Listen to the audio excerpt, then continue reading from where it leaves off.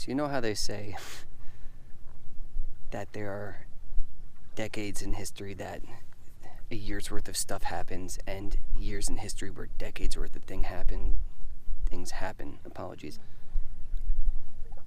Well, this week's been one of those for me. And to be honest with you, I know a lot of people that are having a lot of really bad things happen to them, and times have just been really hard.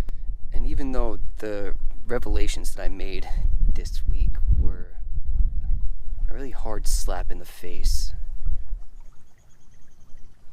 I realized I had two options. One, I could either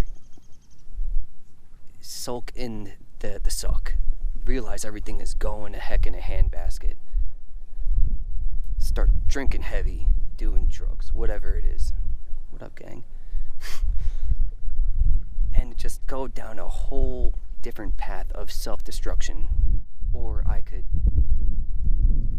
face it, accept that it happened, sit with it for a bit, and say, okay, from here we go forward. For those of you who have watched some of my previous videos, you know I talked about sometimes having to just burn the bridge, completely destroy it, move on, cut ties with part of your past. And in both these instances that I'm talking about, that would happen, but the former included catching myself in the crosshairs, in the collateral damage, and the point of this video is to just make sure that doesn't happen. It's not the first time horrible things have happened in my life, and it's not going to be the last. And I fully understand that. And it's corny and cliche to say, but what happens next is up to you. What happens to you is up to you. How you deal with it, how you see it. Because like I said, you could just go into a pit. Instead of saying that this is the bottom of the pit and I should probably stop digging, you say, oh, I got more dynamite. I can make the pit deeper. And you don't want to do that. I've done that. Thankfully, I'm still here. I know other people who've done it. And sometimes I've let them drag me down with them. And vice versa. Not saying I'm perfect or invincible. But understand that things are going to suck. And face it once again. Because if you're running away from it and drowning it, you're not getting rid of it. Your alcohol, for example, you're getting into drinking, and yeah, it goes away for the time being, but it comes back even worse with the hangover in the morning. And it's just an unproductive road to go down. But that's why I like having quiet places like this, because I understand when you're in that moment and things are low, it's hard to see outside of it. It's like, all you see are the walls around you. You almost have to step outside of your own body and look, and it's like, oh, I'm here, I'm good. I mean, it still sucks, but like, it's not as bad as I think. Like, your mind is a great tool, but a terrible master. And when you let it control you like that, because that's what happens when you get into that negative kind of thinking, it takes control. It takes control, and I know better than most. All inside my head all the time. I joke around like this. I say I have like 25 tabs open in my head, all thinking about 25 different things, and I've been in spots where I've just completely lost it. They felt like my brain was frying because I was one of just bad things happening, and I just let myself ruminate on those bad things. And it's not like you don't have to think about them ever again, you know what I mean? Like I said, you have to face it. You have to sit with it. It's almost like death of a family member, something like that. Something like that.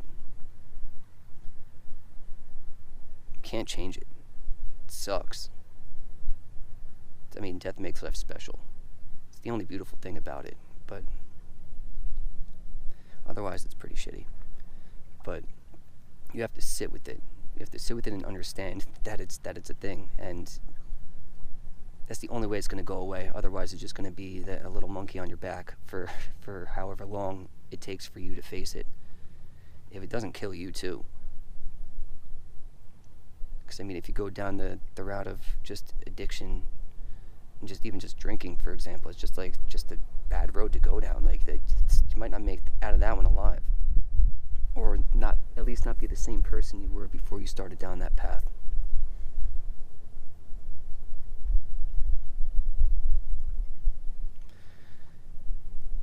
And not facing the issues have the ability to completely blow up your life even more, and everyone around you's life, until they cut ties with you and have to get out of that situation, and it's going to send you spiraling even harder.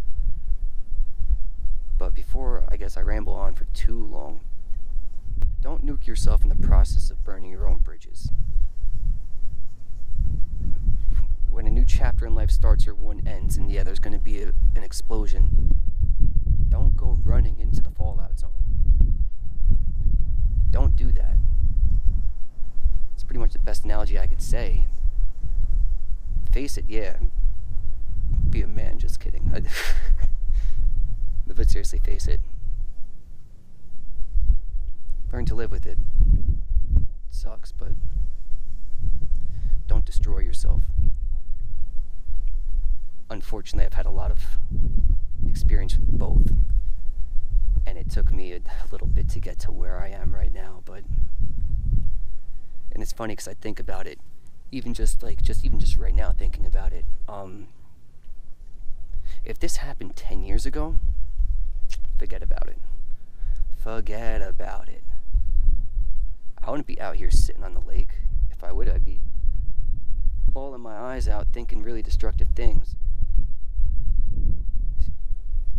Doing things that I should not be doing, instead of getting my mind right and understanding the truth and where it's at right now. But instead, I'm here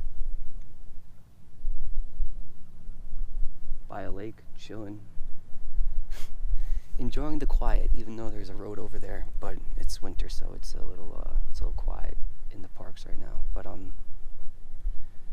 think that's all I have for this one. If you don't know me, my name is Brendan. This is The Lost Tribe. If you like this content, hit that like button down below, leave a comment. If you have anything to say about this, any advice for anyone else that's watching,